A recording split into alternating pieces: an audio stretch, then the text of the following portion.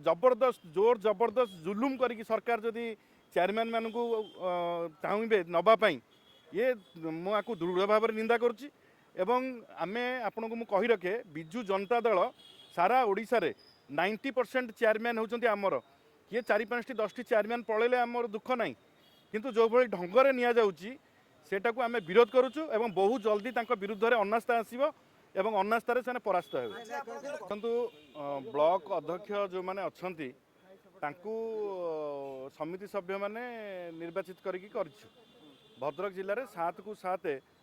आमर चेयरमैन अच्छा एवं 4 एनएससी म्युनिसिपालिटी चेयरमैन आम सबूतक 100% जीति सब जिला परिषद भी समस्त जीति आम जिला परिषद चेयरमैन भी आमर किंतु जो माने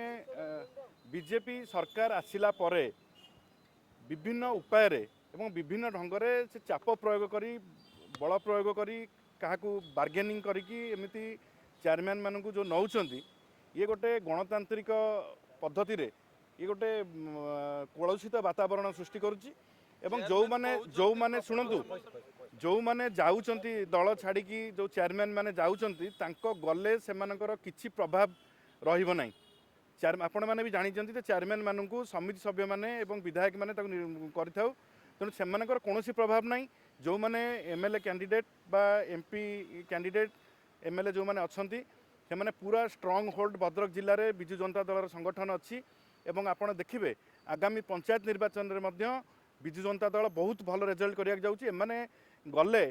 चेयरमैन मैंने कौन प्रभाव पड़ो ना किंतु जो धरणर ब्लैकमेलिंग से डरई धमकई जो भाई भाव में निटी पुणी राज्य सभापति जिला सेटा राज्य सभापति डायरेक्टली इनवॉल्व से यही सब कथार देखो 2 जन आम भाइस चेयरमैन जड़े आउ जड़े सीनियर लीडर तांकर 2 जन वाइफ को ट्रांसफर करदे 30 किलोमीटर भद्रक हेडक्वार्टर उपर 30 किलोमीटर एपट सेपट ट्रांसफर करदे माने याकू एपटे ताकू सेपटे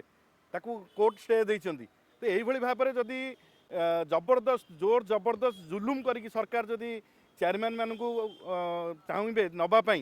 ये मुझे दृढ़ भाव में निंदा करुच्ची एवं आमे आपण को कही रखे बिजु जनता दल सारा ओडिशा रे 90% चेयरमैन होती आमर किए 4-5टी 10टी चेयरमैन पलैले आमर दुख ना किंतु जो भाई ढंगर सेटा को आम विरोध करुचु एवं बहुत जल्दी विरुद्ध में अनास्था आसो एवं अनास्थार से परास्त हो।